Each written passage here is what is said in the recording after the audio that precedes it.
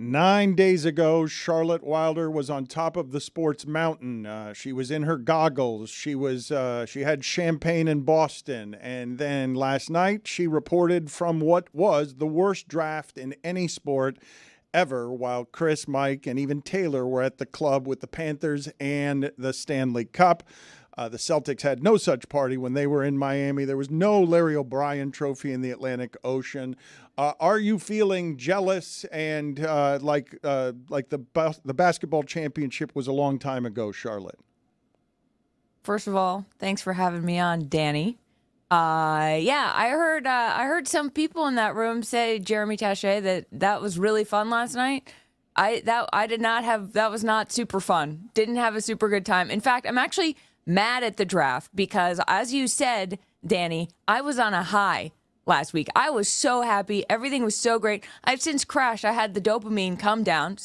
And now I'm like, oh my God, looking forward to the season. And the draft makes you think about how all these other teams are getting better. And the Celtics I liked what they did though. And then I go to the draft and it made me feel stupid and bad at my job because I didn't know who these people were, to be quite frank with you. I think we have a video of these guys. Does anybody in there know who all of these people are? This video of this draft class? Who is this guy here? I'm looking at a video. Connect. The videos are far away Dillingham. from me, and I see you in the video. The computer that has these, I can't see it from here, so it's too far for me to be able to see who these people are.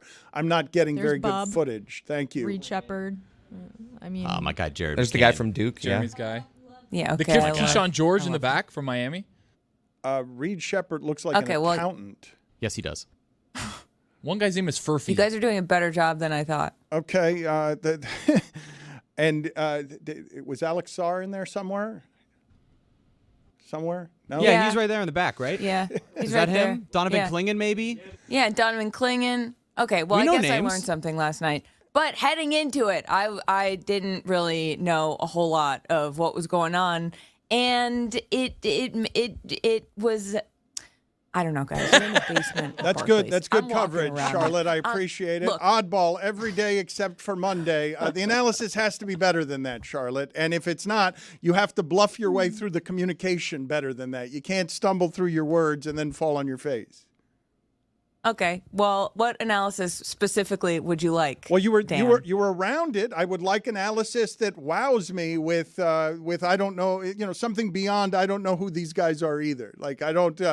Jeremy has got so much annoying analysis on the Heat's draft pick. Khalil Ware? He's got so much, Charlotte. Like if you could give me anything that's more interesting than Jeremy's annoying Heat analysis. Okay, first of all, Jeremy, respect your knowledge. Second of all, Dan, the thing that actually was happening at the draft last night was that Knicks fans were there freaking out because things are actually good in New York. I was shocked. We were in the concourse before. I was doing a little man on the street, not to brag as one does. And all these Knicks fans that were stopping by to talk to me. And in the past, when I have done man on the street and asked multiple Knicks fans to talk to me, I've gotten a lot of FUs. I've gotten a lot of just like straight walk by, don't even look at me. And everybody was so happy to talk. I had New Yorkers, Dan, saying to me, the power of friendship, you can't put a price on that. New Yorkers talking about like being friendly, talking about friendship. I was like, something is happening here once they got all of those Nova guys back together on the Knicks. So the vibe at Barclays was very much like about other players, not about who was going to get drafted that night, which I did find very interesting. Charlotte, did you just not to brag doing a man on the street with like random people? Yeah. That might be It's like kind of a big the deal. worst look at me Louie of all time. With all due respect, to the fans. People Not to brag. in New York are very excited about the fact that they're doing things competently, that they don't, they've been a laughingstock for the entirety of this century. And I blanched a little bit at the price tag on Anunoby. That's not what I would have thought he would have gotten before last year started. Right. Well, I asked a bunch of New Yorkers about that, and they all, I think that the can't put a price on friendship thing came up a lot with that. I think also, though, Dan, that like New York fans have had such horrible experiences with who the New York Knicks have taken in the first round of the draft that they're sort of like, cool, let's just get rid of these picks for someone that we know is good instead of a Kevin Knox or a Frank or there are too many guys who have not panned out. So that my experience with these Knicks fans last night was that they were a little freaked at the price, but then once they found out that OG Anunoby was re-signing, I think that also started to go away. They're just feeling great. I had one woman say into our camera, she said, "I love you, Leon Rose." And I was like, what does it feel like to genuinely believe that you trust your front office? And she almost started to cry. Well, Dan. let me ask you about something I was discussing earlier, right? It wasn't that long ago that Trae Young was going into New York and was villain number one, and the Atlanta Hawks were getting to this point in the postseason that the Knicks have gotten to.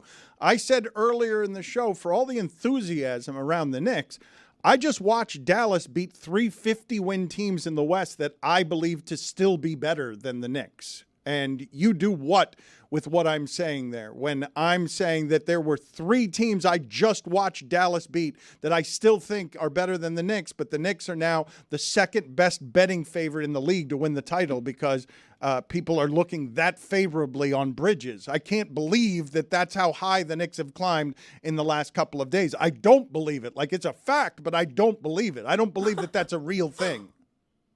Wait, really? I didn't know that. They're the second favorite to win the title next year? That was, betting favorite. Yes. So is Colorado, by the way. Betting favorite? Yes. Okay, so I guess, Dan, what I would do with that is say that the East is not as strong as the West. And I think that the Knicks, a lot depends on what they can do at center. I think that if they can get Isaiah Hartenstein back, which is looking very unlikely now that they got OG Anunoby back, I feel like Mikal Bridges is going to be a great addition to the team. I think that all those guys who've gone into New York have played better than they had before, have risen to it's the power of friendship, as I always say. You're right. Great environment, makes people feel good, makes them play well. All of these guys are friends. It's working out for them. But I do think that there are a bunch of questions at center that are going to affect that. So I'm sort of shocked, too, that they're the second favorite, but also, like, these guys played, missing feet and arms and limbs and still managed to make it almost to the Eastern Conference Finals, but they didn't. They are the second favorite. Knicks fans right now are hating this.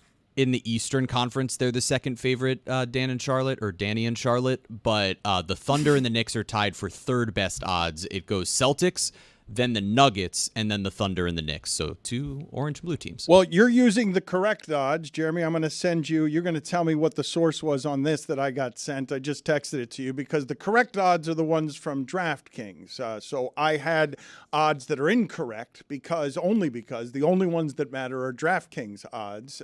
But there are other betting services that have different numbers for that. I do imagine and I do think that Denver has to be considered someone still a team that's still better than the Knicks. But you're saying that the hope is now earned, correct? They have erased 25 years of mismanagement with the idea that beyond the hope, there is now belief that there is competence there.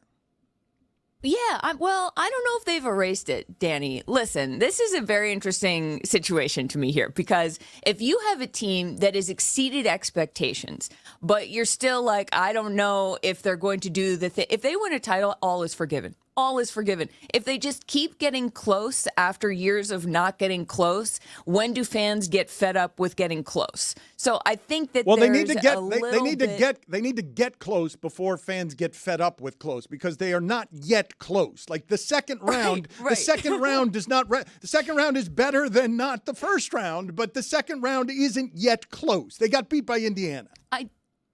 Yeah, I do think that the Knicks are experts in keeping the bar so low that when you just step over it, fans start to flip out. And then if you start to jump a little bit, like if you get some air off the ground, fans are like, oh my God, what is this feeling? So maybe it's a sign that everybody should just do their worst for 20 years. And then people will love you when you start doing your best. Look, what Jalen Brunson does is absolutely unbelievable. And he is, no matter what happens from here on out, I think that he's a god in New York forever just because he made people feel something positive. But I think that this team is a good shot. I think it depends on so many other things working out. But look, if they stay healthy, I think that is the biggest caveat of all. But people in New York are just like, if nothing else, I'm grateful to the Knicks for making like the streets of New York pretty pleasant right now. I almost don't know what to do with myself. Enough with the Knicks. We had a whole NBA first round of a draft last night, and we're talking about the Knicks. How does this keep happening?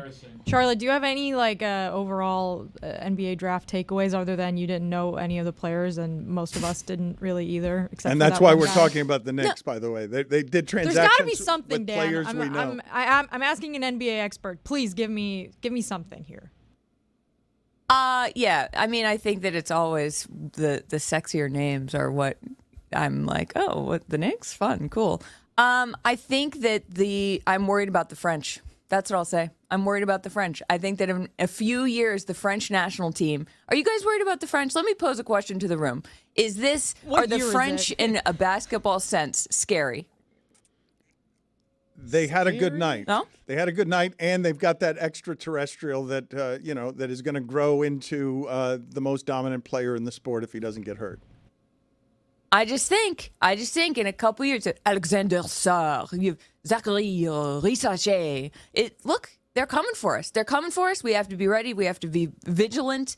And they also are very polished. Like just looking at those French guys in the interview room afterwards, and their suits look so nice, and they sound, really smart because they've got these French accents. Let's go back to last year when you did this interview for some reason with Wembanyama, in which you weren't holding a microphone. You were or not a microphone that was professional. You just seem and look like a very giddy high school person, just holding a rant. Well, because look at this microphone. This is not the most professional interview Wembanyama has ever done. Is that my fault? Is that my fault that we had a little lob that I had to hold up to Victor Wembanyama? I don't know whose fault it was. Am I supposed is this a BYOM situation? I don't know where you got this microphone, why we didn't give you a better microphone, but let's look at this together and you explain what's happening here. And how do you say remember the Alamo in French? Sorry? Can you say remember the Alamo in French? Remember the Elmo? Yeah. What is the Elmo? It's a San Antonio thing. Souvenez-vous du Elmo? Amazing. Thank you so much. He thought you said Elmo. That is not the Alamo. He thought you said Elmo. What kind of work was that?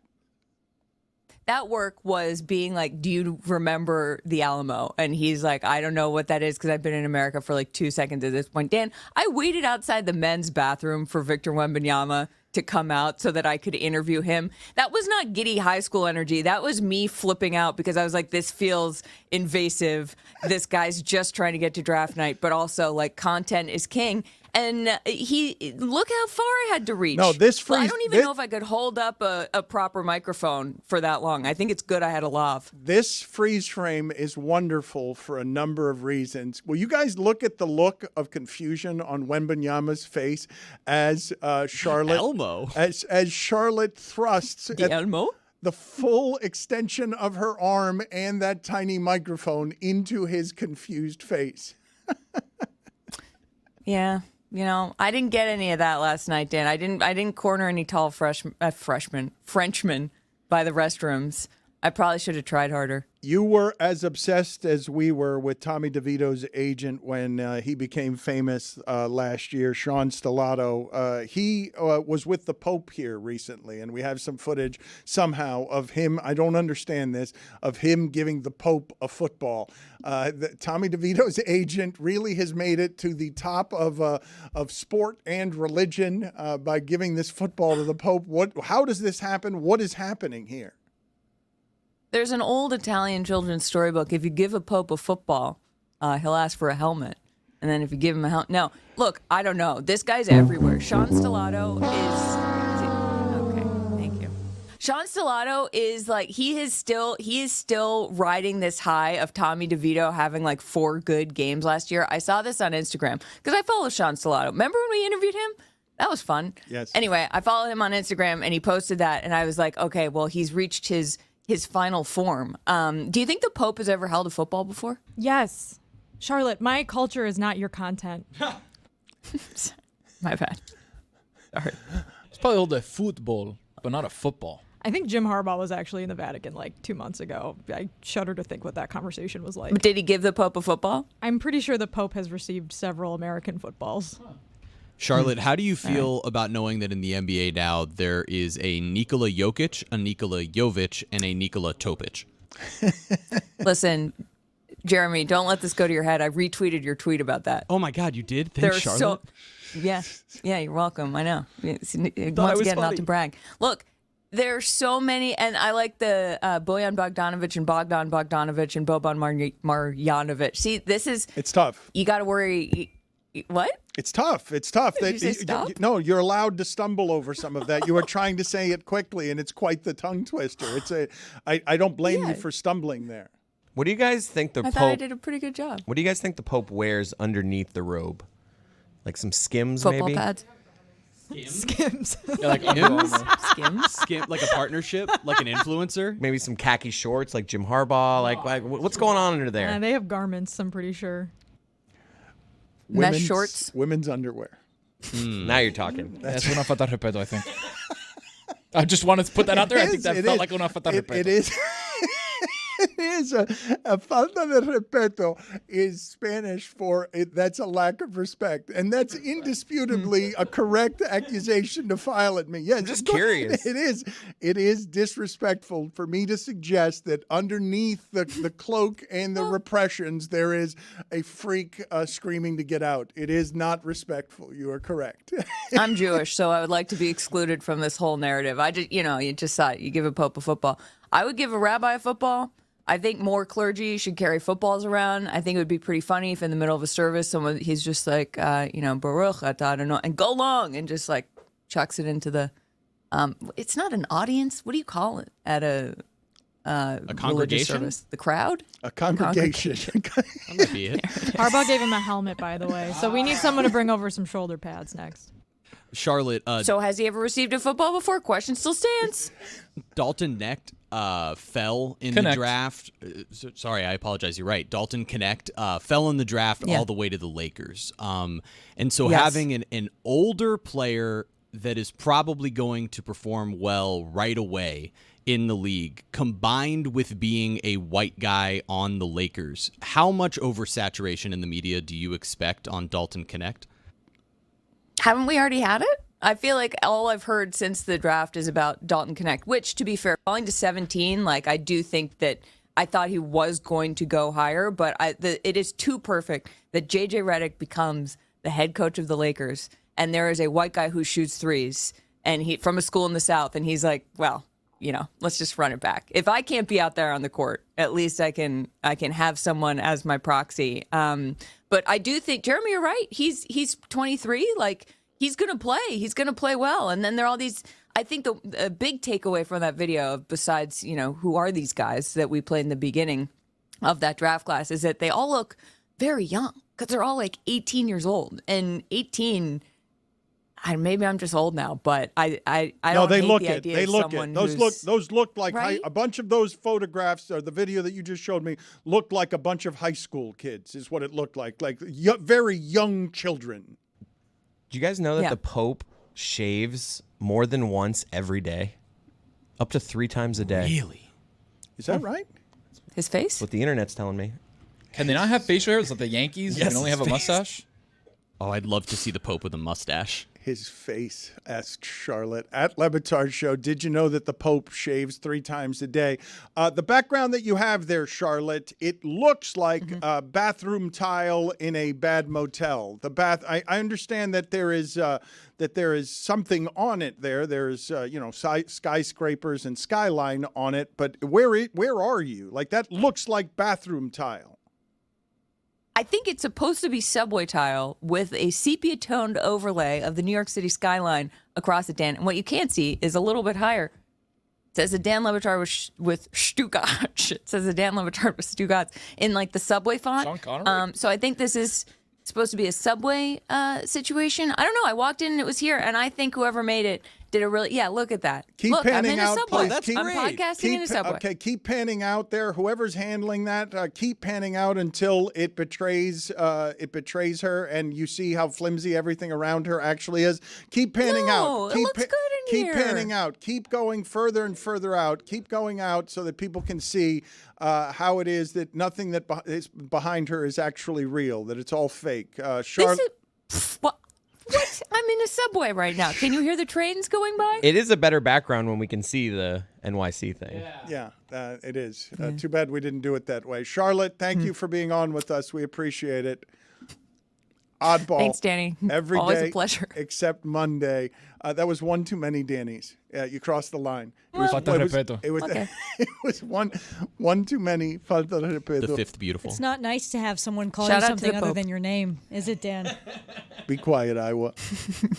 Can you guys tell me, because we have not talked about this yet around here somehow, J.J. Redick becoming the coach of the Lakers and then doing the bleep off, bleep you press conference where he is being maximum Redick and giving up a career that would have been exceptional in media and high paying and creative in media and less miserable than coaching will be when he realizes how little control he actually has over the results once the games are starting, no matter how much of a control freak he is and no matter how much preparation he has. I thought that J.J. Redick made an exceptional choice for him because media will always be available to him. He can come back to it. The Lakers' job does not become available all the time. You get one chance at that. But the journey to getting that job, super unusual, and basically he got that job with zero experience, going right to the front of the line the way Derek Fisher did, the way that Steve Kerr did, because we associate him with being smart about basketball, and we associate him with being smart about basketball because he did a podcast that was good and because he does media well. Went right to the front of the line. We saw Steve Kerr be very successful that way. We saw Derek Fisher not be successful that way at all. Steve Kerr had his choice of those jobs, by the way, before the Knicks were run well. Steve Kerr could have had the Knicks job or the Warriors job. He chose the Warriors job. It was a good choice. The Lakers job does not become open very often. But, like I've told you before, they have finished higher than a 7 seed once in the last 12 years. That is a really hard job he just inherited, and his centerpiece is the oldest player in the league. I suppose you can keep expecting LeBron to be great when you give him a 3-year max that's going to pay him something like $70 million in the last year. But I don't know that you can just expect him to be great and healthy into his 40s playing basketball. That is not an easy job. He just left an easy job for a job that is much harder in a West where the young people have already ravaged his team. Dan, I think you're going to end up being right on this conversation. Remember you were saying that he was going to have a better post-playing career as far as monetarily and things that he would do than in his actual playing career? I think you're on track. No, Dan stumbled into that. He meant in media versus playing in the NBA. Yeah, no one thought he was going to be the coach of the Lakers. No one was like, Dan what had an if idea. what if we sprinkle in Lakers head coach into that post-game career? Okay, but whatever. I will. Well said. I Got mean, there. yes, not very well said. I was out all night at 11. And it's been a long You were morning. out at 11. You were out I at didn't 11, stay like up till on 11. Game Are 7. you crazy? You guys know the Pope only has one lung? What? Every Pope? Mike No, not Francesa? every Pope. As a teenager, a serious infection came upon him, and the Pope underwent surgery to remove a lung, a procedure that likely would have been avoided today thanks to advancements in antibiotics.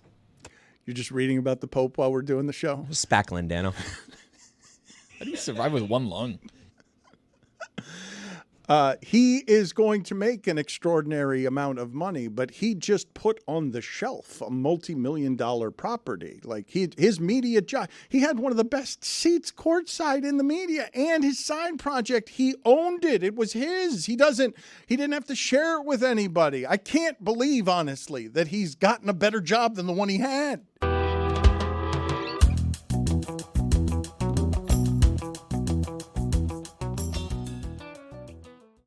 Stugotz, welcome back. I am not generally, as you know, someone who excoriates athletes. I like to enjoy and mock some of the absurdity around sports, but I generally don't spend a lot of time hammering athletes for things, so that I got into a controversy last college basketball season when I said of Zach Edey, I just don't like watching any of what's happening there aesthetically. It's not even athletically, though that too. I just don't love, even as many people don't love the evolutions that there have been in the pro game of somebody cement-footed who's just bigger and stronger than everyone else, who doesn't exactly play like Shaq while being bigger and stronger than everyone else. In 1985, he would have been the first pick in the draft. So he went 9th last night, but the reason that I just bring this up, because the sport has changed so much that once upon a time, that's the guy you take first.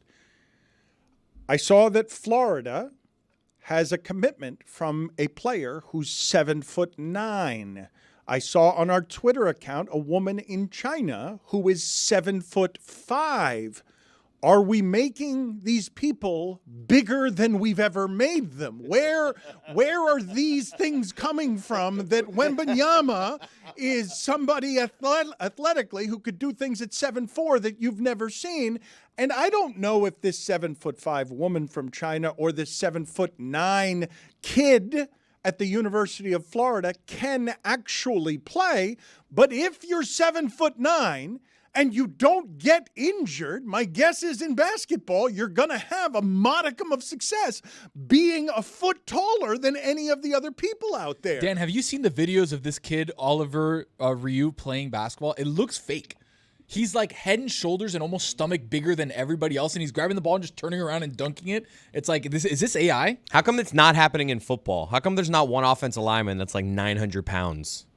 Like there's not like you would think. It is feet. That's why. Like 900 pounds who can move like Larry Allen. I'm just saying. I want to like. Right, I'm surprised there isn't some insane outlier offensive lineman out there. They all seem to be generally 6'7", 6'8", 350. Like Chris. It was Baselli. Chris, go ahead and look up. There are freshmen all over campuses who are 400 pounds trying to lose the weight that will make them a defensive tackle at 350. There are 400-pound people wandering around as freshman D tackles out there, because I put it on the poll, please, Juju, at Le Batard Show.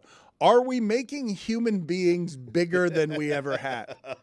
Because when I saw the video of the woman from China at 7'5", obviously that was wildly unfair. Every time I saw the basketball thrown to her, I felt bad for all of the players who were on the court with her. But I don't know if someone that size can stay healthy running up and down the court. We talked about Bill Walton having 40 surgeries and so many foot problems because it's completely unnatural to put wear and tear on the ligaments at that size. Well, Dan, good news is there's an article about this in Scientific American. Apparently people have gotten taller over the last 2 centuries, but I'm going to need like 20 minutes to read this and get back to you on why. She's 17 years old, the Chinese center. If you're 7'9", it's worth a flyer. Right? I mean, it is. Just to see if the kid can hoop. I mean. Well, he isn't one of the best prospects, even though he's IMG.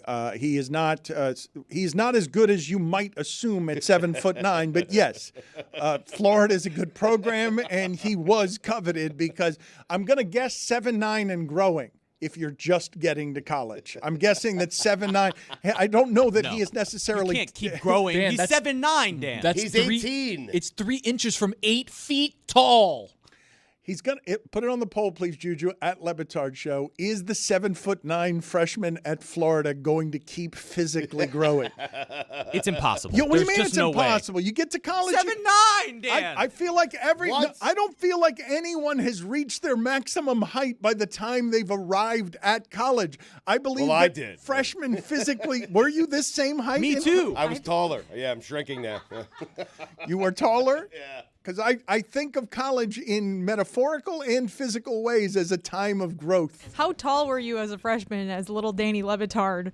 Little Danny Le Batard was not yet 6'3.5". That was not a height I was in college. But I feel like by college, you're only growing another, inch or 2, maybe. Well, if you're not like 7'9", if right, you're then not, you're done growing No. because you're 7'9". No, if you're growing at the rate of a 7'9" person, I don't think you stop growing upon college entry. Jeremy, I'm telling you, look it up. There has to be a guy who entered college at 6'3" and left college at 6'7". Well, the Anthony Davis is the greatest example in high school. Come on, what are we doing my here? God, this video's insane. Liar. Wait, that's real? This video is funny. Wait a minute. He looks like he's playing on a Nerf hoop against fourth graders. It's like me playing versus like 6-year-olds. It's absurd. Every time Stugotz comes back from a trip, he comes back. You'll notice it in the weekend observations. He comes back with an assortment of travel observations and airplane specific observations. Did you have any from your most recent travels? Because I feel like I've been denied them recently. People on airplanes have become annoying. I mean, they really have. I don't know what they're doing. Listen, I have a rule. When you take a flight and it's the first flight out, 6 a.m., 6:15, 5:30, do me a favor. Keep the window down. I'm sitting next to this guy. He's got to have the window up. The sun is shining in my face. I'm trying to sleep. He's taking pictures. Hey, bud, you know what's out there? The clouds, the sun, and the sky. That's what's outside the plane. Why? Because we're flying in the air. I mean, enough with the pictures, enough with this, enough with that. You know what, Dan? Here's the other thing. I caught a guy, I had a show on, and he was watching the show on my TV. Do me a favor. You have your own TV. Stop watching my show. You have your own TV. Watch it with the volume up. You're watching my TV. You're hoarding my stuff. So he's keeping me awake, okay, because the sun's in my eye, because he has to take a picture of the sun, the clouds, a possible mountain range that we fly by. I have no idea. But you can't do that at 6 a.m. And then secondly, because he kept me up, I started watching TV, and he started watching TV with me. What are you doing? Seriously. So I was on a flight back to Miami this weekend, and I caught the guy next to me watching my screen. I have zero problem with that. I watch everyone else's screen. Doesn't All bother is me fair. at all. Get your own screen. But he was in the middle seat. He was pretty large, and he kept like elbowing me. So sometimes you'd look over, and I look over, and he's just going through his pictures. That's something we all do on flights. However, he did not turn his brightness down on his phone, and he kept nudging me. So I look over, and this man was just going through nudes, like just nudes of a bunch of girls. And I'm like, oh, all right, wow, didn't mean to see that. And I'm like, whoa. So he can see that like I've caught that like glimpse, and so he like turns his phone. I'm like, thank God. It's a dangerous game, but then my he man. keeps looking over at my screen. He keeps like he's like a really tall dude, so he keeps elbowing me. And every time he elbows me, I want to look over because you're elbowing me, and he's looking at nude photos. Is there a chance he wanted you to know that he was looking at nude photos? I hope not, but if you're, I'm not going to say showing anything off, about this person, but I hope that the girls out there who are dating them know it's not just you. It's not just you, girlie. Multiple. Make a TikTok but about it it. wasn't like a folder of them. He was just going through his like pictures in general, and he just had them saved out there. I said, you got to get an app for that or something. Jeremy just brought up something that I saw happen as well on TikTok when he says you could expose this person. I saw recently on TikTok that a woman who saw a husband, a married man, meet a woman at a bar, she then exposed him by overhearing all the entirety of their conversation and giving the details that will absolutely expose that man, not just to the internet, but obviously to his wife as well. And where did people fall on the doing of that, of exposing that person that way for an immorality? I don't think it's her job to do that. Like, I think if I were in this situation, if that was happening to me, sure, I'd probably want to know if my partner was cheating on me. But, like, the wife of that situation, you don't know any of the context of it. She could know he's cheating on her. They could have an open marriage. Exactly. But you have put her information, well, like, she didn't put her information out specifically, but she gave enough information about the flight, the dude. With a picture of the guy. It took 30 seconds for his government name to be found out, for his job to be found out, and then all his wife's information is out there as well. And that's something that she probably didn't want out there. And like, you have to kind of let people deal with their relationship privately. Like, I'm not going to tell anybody that the guy was like looking at other people's nudes. I don't know Except the situation. all of our listeners. Yeah, but no one knows his name. No one knows any details about him except for that he was tall. Right, Where'd you fly in from? You didn't post a video of him. I feel like this specific example leaves a very icky taste in my mouth. But like, just in general, like the proliferation of filming random strangers in public and posting it and trying to like become involved in their personal lives in some way and like blow it up on TikTok has gotten like really, really weird, and there should be some sort of rules around that sort of thing. But is it weird, or is it just the inevitable permutation of people seeking attention and virtue signaling at every turn? Like, if attention is the currency of the day and you can virtue signal, look, I caught this cheater and I'm exposing him, isn't that just sort of the proliferation of what is happening in general on the internet? Like, how is this inevitable? It's like I saw someone make the comparison. It's like when someone films themselves giving money to homeless people. We're like, hey, what you're doing is good, but like, why are you filming that? You know, why are you Who doing was it, JJ Watt? Yeah, like, why would you... Wait, now we're showing it this? on screen on our podcast. We're doing this as, like, maybe with the information you have found, you can... TikTok found his government name in 30 seconds. Maybe instead, if you really want to help, you find that information out, you don't publicize it, and then you send the hey girl message. Ooh. Oh, wow. You know what we should do is, if she's doing relational vigilantism, then what we do is we take her picture and then we put it out there and be like, do you have dirt on this lady? She better be perfect. And then all of a sudden, eye for an eye. Come on. Yeah, it's the playing out in public that I think is what makes it weird. Like, it's one thing. I think people are conflating it with this happening in a lot of different ways. Like, oh, I overheard someone talking about cheating on their wife, so I sent them a DM on Instagram. That's not what this is. This person took a video and posted it of someone they don't know doing something that they thought was immoral.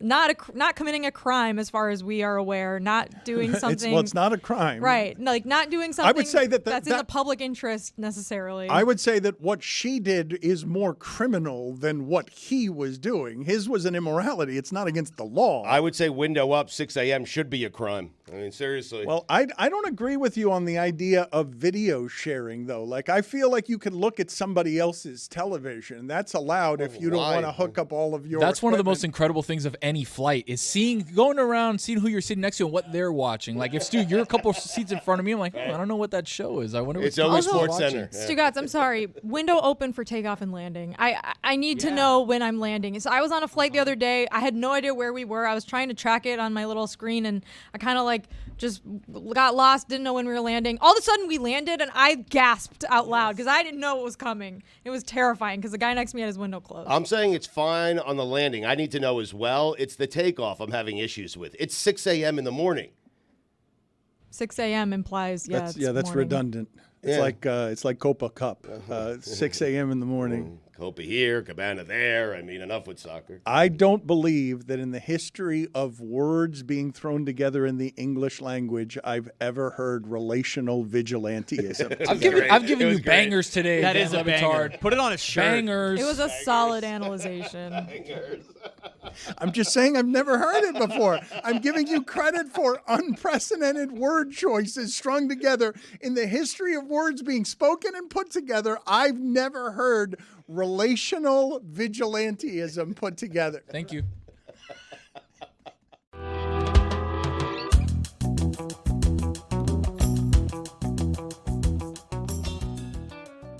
Welcome to the show. I encourage everybody to check out the Mina Kimes show with Lenny, uncommon football expertise, and she talks about other stuff, well-rounded in a number of different areas. One of the things that I wish to talk to you about is everything going on with the 49ers, because they can't pay everyone, and it seems to me that Ayuk's family members, that I keep hearing from people around the Ayuks that he's not going to be there anymore through whatever it is that they're doing on social media. What is actually happening there with the 49ers?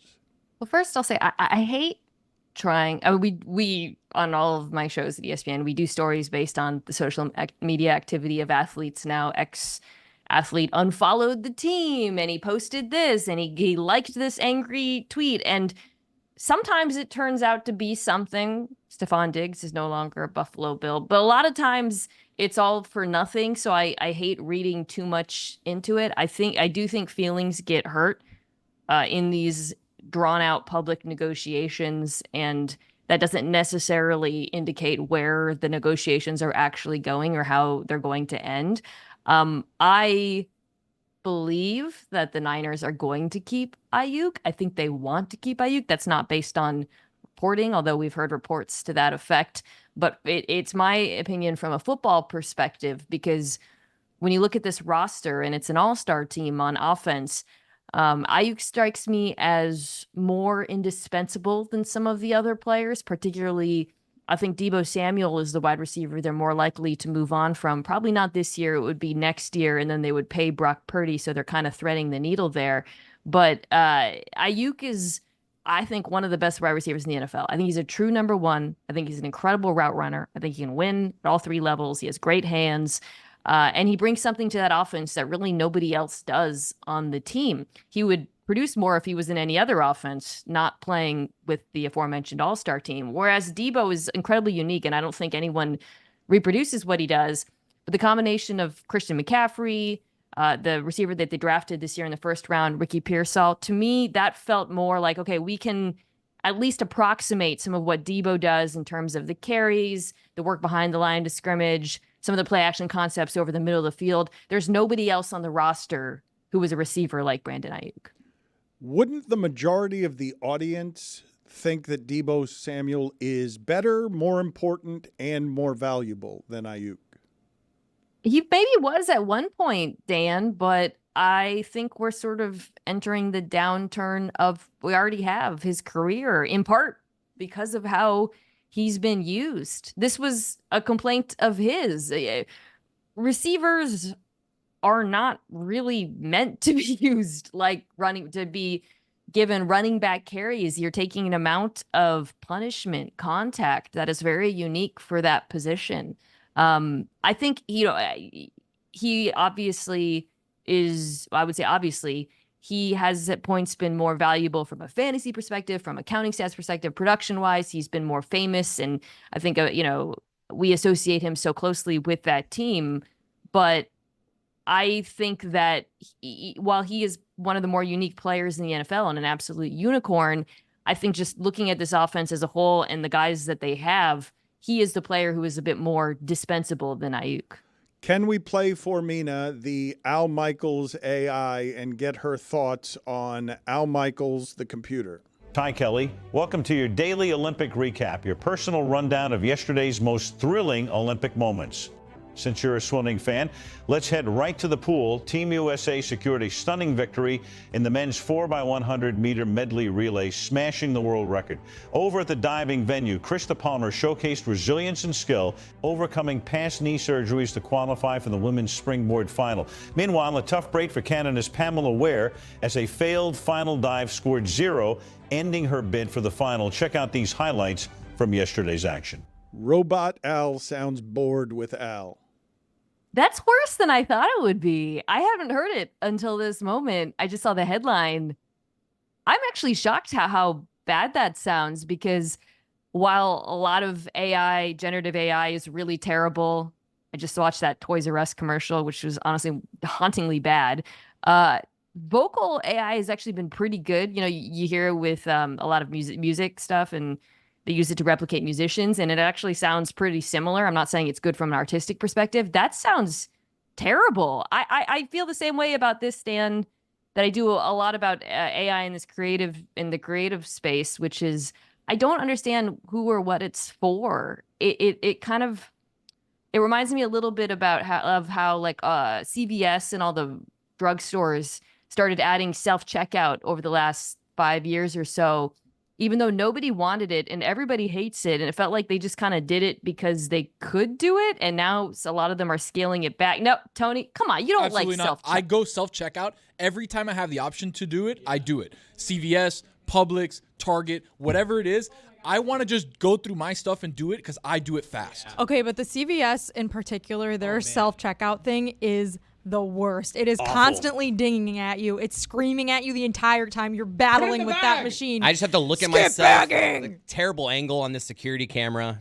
Oh, yeah. Half the time, they don't have bags. So, you have to find a human to get you a bag because there hasn't been... Maybe that the human employees have been sabotaging that. I hope so. And then if you buy alcohol, you got to wait for someone to come and put your driver's license in. You end up needing help. Or if you're at Target and you get something with a little sensor on it, and then they have to come take the sensor off, you still need the people to help you. I just don't understand what most of this AI is for. other than, and you can say, well, I guess from the business standpoint, they're saving money. I'm not even 100% sure that's the case with a lot of this stuff. The environmental cost of it, I think, outweighs the financial savings at the moment. And that's not like an anti-AI.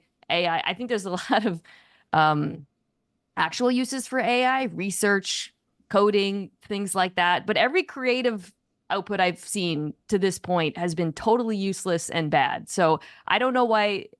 I don't know who thought, yes, this is what we need. AI Al Michaels. This is what people want. Everybody really wants to hear this. I cannot fathom a soul on earth wanting that. It just feels like we're using it just because it's there. It's like, Yes. oh, we have AI. Like, why don't we just put Al Michaels' voice on it and just like trot it out and it'll be okay. Creating solutions to a problem nobody has. As it's very easy to replace Al Michaels, though, by just the Al putting AI in there instead and just make it I Michaels. That's right. A little bit Hispanic if you need to get All that. right, I'm back in. Put it on the poll, please, Juju. Does a soul on earth clamor for the AI version of Al Michaels? Also put on the poll, is the CVS auto checkout the worst? Mina, you and Pablo are perpetually making fun of how old I am, the way that I used to make fun of Tony Kornheiser for how old he is. But I rarely feel older than when I'm standing in the Whole Foods checkout line and all the young people are self-checking out and I'm looking at who's surrounding me. And I am in a nursery home. This is just old people.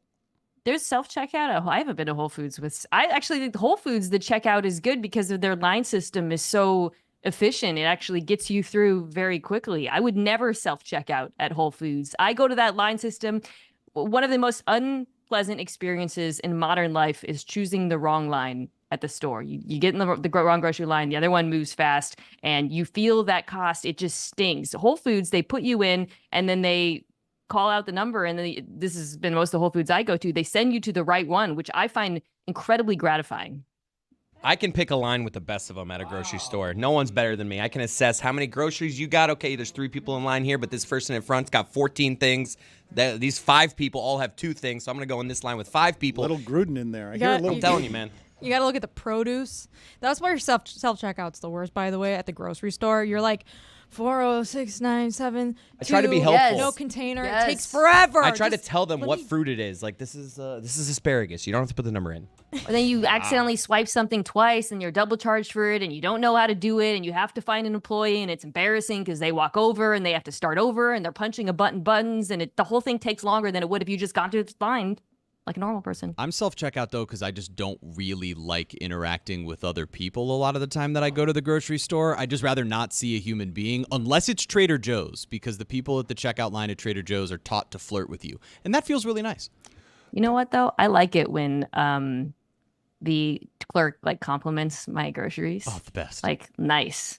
They're on a party. Don't try to guess what I'm making for dinner something tonight. good? Don't try to guess what I'm making for dinner tonight. She's like, oh, you got to make a little pasta dish, huh? It's like, yeah. I feel that's invasive. I feel all of that is voyeuristic in a way that's uncomfortable.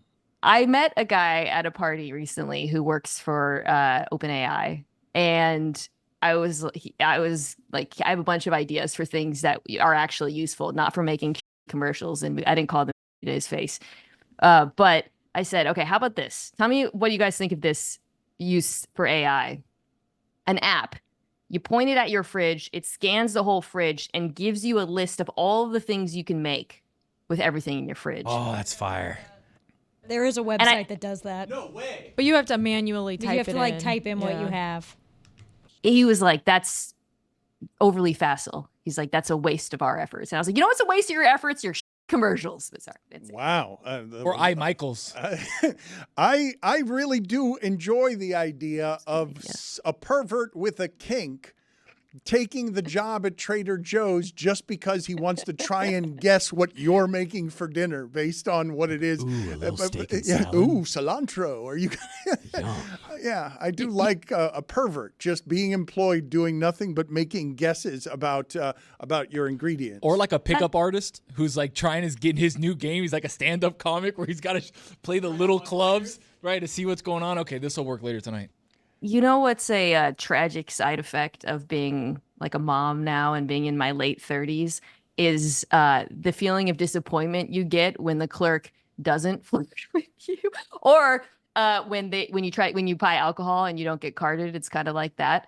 But there's like a tipping point for women, or just for me. I don't want to overly generalize, where when like a teenage clerk is like a little bit flirtatious, you walk out and you're like, still got it, which I did not feel until maybe like a year ago, I think. Late 30s. I've never been flirted with at Trader Joe's. I'm feeling left out. Oh, it I feels got carded amazing. for buying vanilla the other day. What?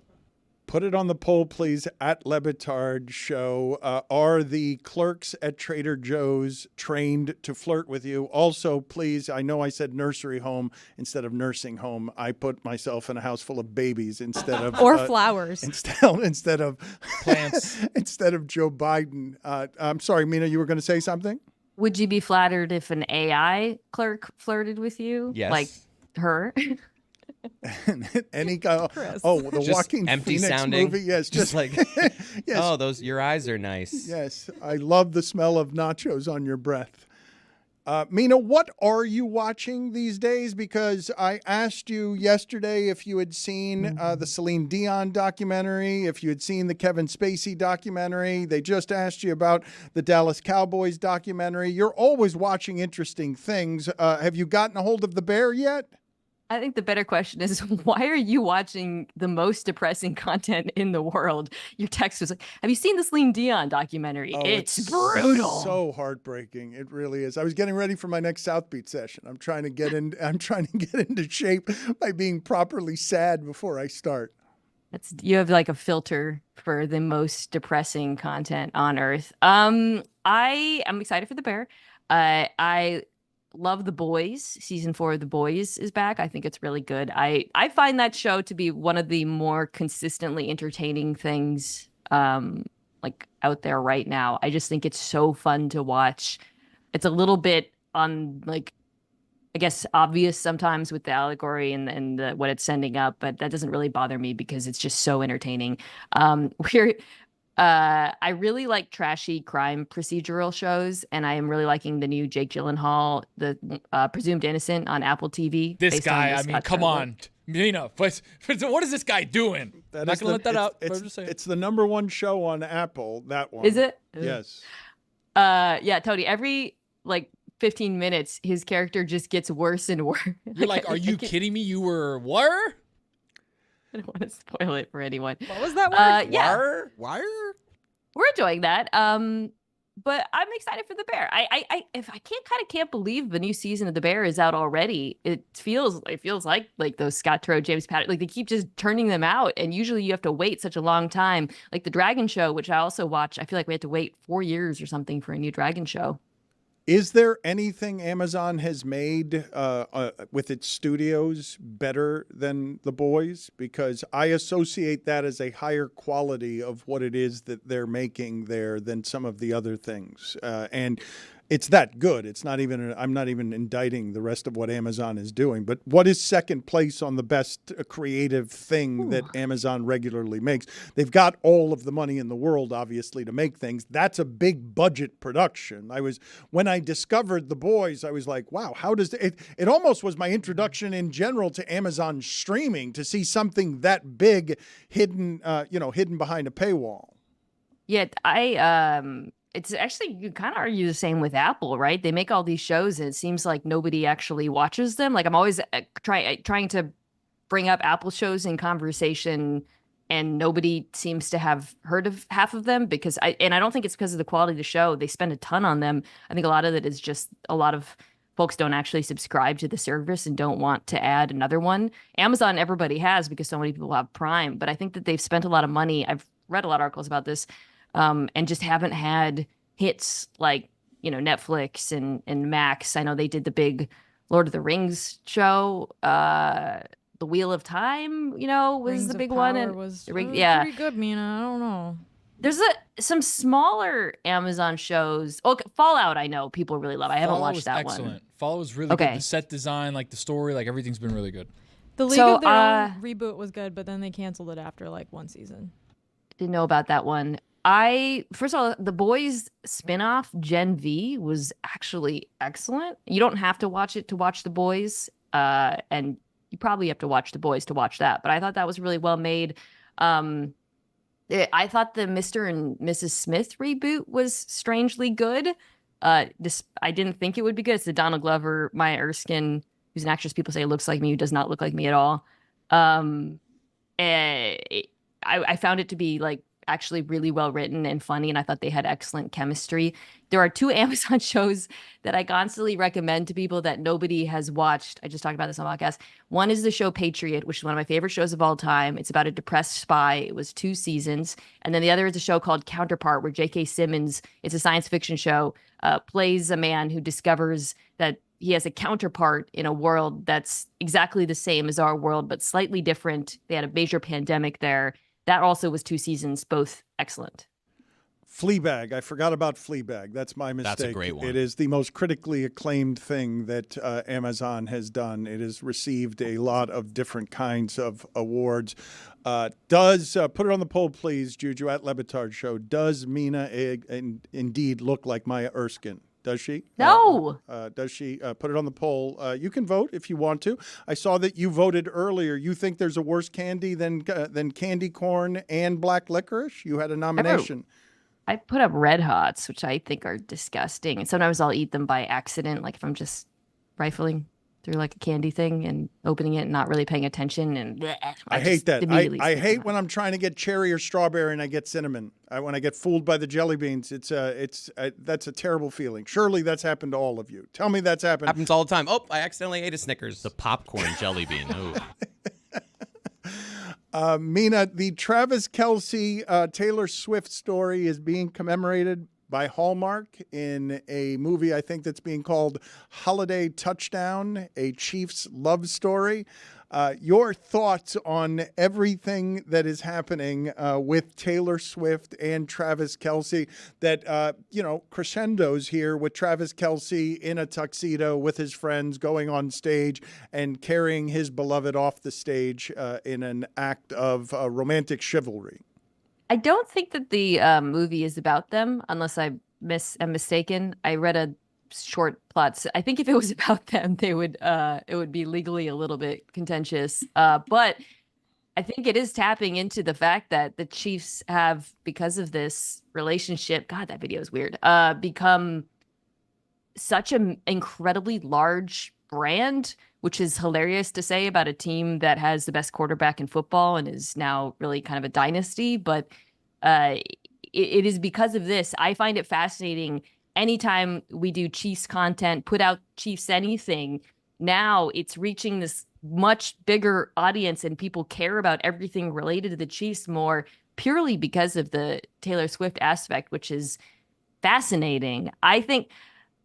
I find this relationship so interesting because I remember on Pablo's show, we talked a little bit about Travis Kelce and how good he is at being famous. And it's so odd. Like, she managed to date and find, and maybe there is a little bit of intention here, the one NFL player who I think similarly to her doesn't really offend anyone. Like, he is equally capable of being in the public eye and being, I understand that there are people who are bothered by them and for various reasons, but for the most part, they're both like these incredibly innocuous, kind of like glossy, smoothed over cultural figures that seem to be like very compatible from a fame perspective. Who is more famous now, Mina? Patrick Mahomes or Travis Kelce? That's such a good question.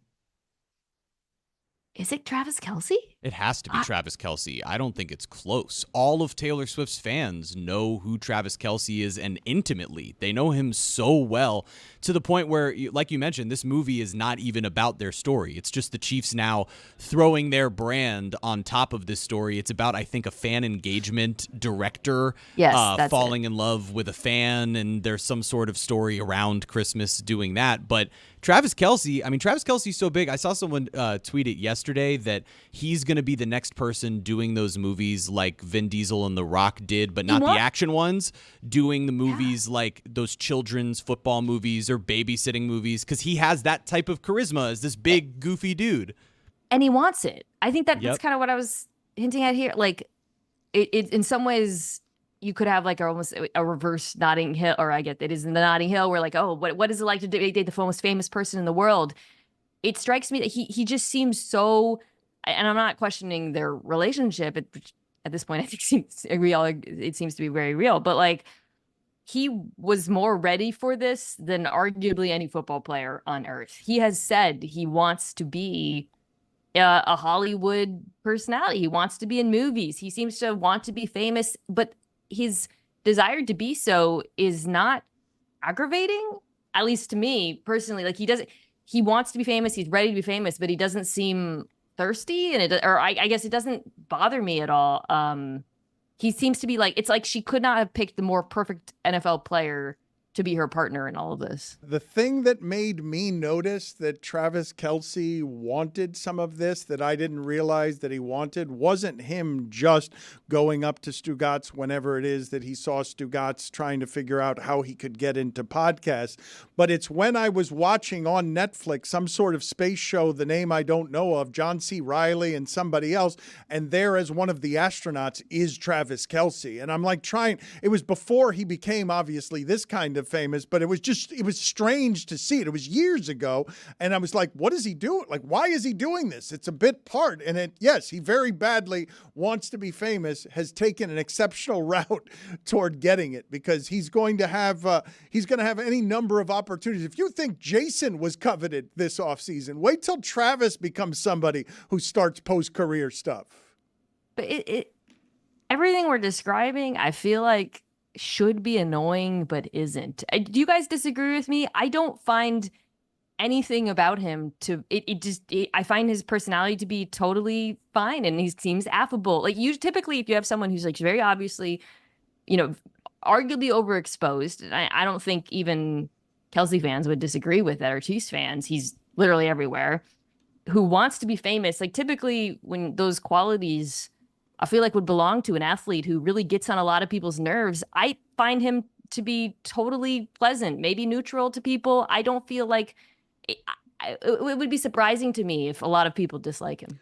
This is the Dan Le Batard Show with the Stugotz podcast.